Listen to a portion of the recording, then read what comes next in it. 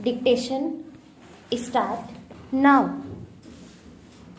Mr. Chairman Sir, a discussion has been held today on a very important subject. All the honorable members who have taken part in this discussion have given some very good suggestions. I am grateful and thank them for it. You know how much awakened the people have become today. No one had made my efforts in this direction 4 or 5 years ago. First of all, it was our late Prime Minister of India who drew the attention of the people towards it. This problem is not confined to India alone, but it is a matter of concern for the entire world. Today, the foreign countries also feel that a heavy price will have to be paid for the development that has been made. To fight against nature is suicidal, and you all know, and the foreign countries are also saying that if there had been lesser development and the environment had remained unaffected, that might have been better. The health standard of the people is declining these days. This would not have happened otherwise. It is essential that every individual in every country should enjoy good health. However, the level of environmental pollution is somewhat lesser here than in other countries. There are 3 major problems facing our country today. The first is that of floods, the second is of drought, and the third is of pollution. You may be aware that deforestation is the main reason underlying the problems of floods and drought. If the mountains are denuded of forest, there is no obstruction to the flow of water downwards and fast eroding soil along with it. In this manner, the rivers get flooded in our country.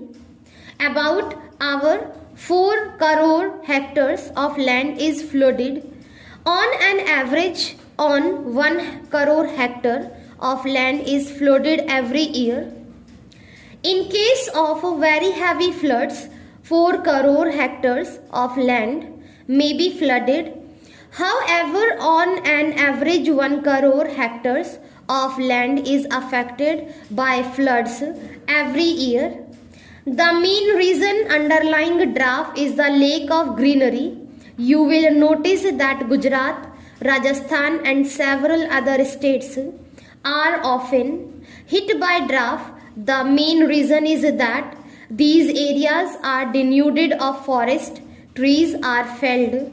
A law has been enacted in this regard, but there are some shortcomings in it. The honorable members have rightly pointed out that stringent punishment can be awarded under this law, and we must follow it vigorously.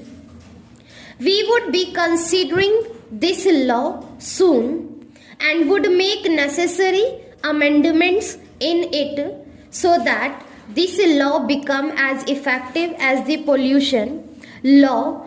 I would state that certain things later on. We want that similar stringent law should be framed about felling of trees. Also, along with this, I think that unless people's cooperation is there and until it takes the form of a people's movement, it will not yield the desirable results. I respect the opinions of the honorable members and feel that their feelings are very good and they have offered some very good suggestions. I would cite an example of the golden times to emphasize the importance recognition and respect that our ancient sages gave to the forest. An honorable member from Rajasthan was speaking here. I will tell you a story from Rajasthan which is 250 years old. According to this old story, the Maharaja of Jodhpur had once ordered the felling of trees for constructing a palace.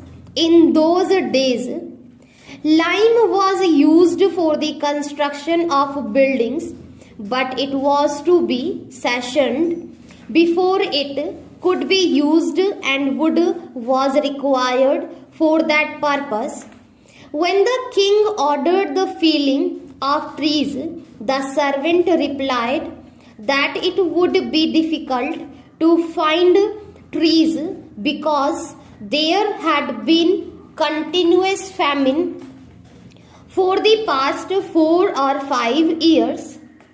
However, there are trees in the villages where the Vishnoi community is living, but they do not fell trees.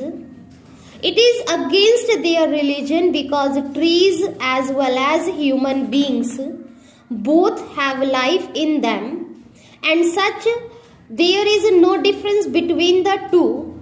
As soon as you cut a tree and squeeze it a little, a fluid comes out.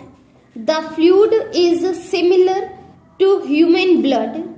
Therefore, it is a religious belief that felling a green tree is as sinful as killing any other form of life.